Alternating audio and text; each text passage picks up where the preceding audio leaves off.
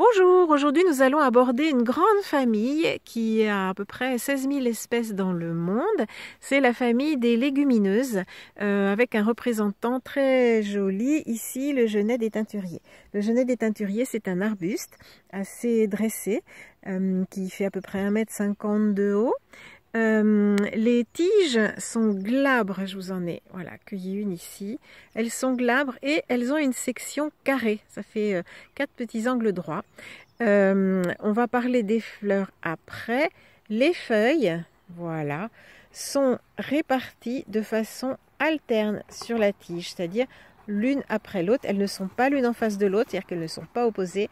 Elles ne sont pas réunies en un seul point en un verticille, elles sont alternes. Elles sont disposées l'une après l'autre sur la tige. Les feuilles du genêt sont trilobées comme celles du trèfle. Sur certaines légumineuses, on a des feuilles simples. Les fleurs maintenant. Là, les fleurs ne sont pas ouvertes, mais si on prend une fleur bien ouverte, vous voyez que nous avons 5 pétales, mais disposés d'une façon très particulière. Le grand pétale du haut s'appelle l'étendard, et donc il surplombe toute la fleur. Au-dessous de l'étendard, vous avez de chaque côté 2 pétales qu'on appelle les ailes.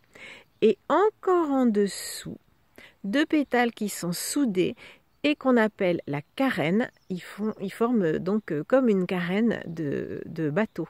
Et dans cette carène se trouve l'appareil reproductif, c'est-à-dire l'ovaire et les étamines. Donc c'est vraiment une forme très particulière aux légumineuses.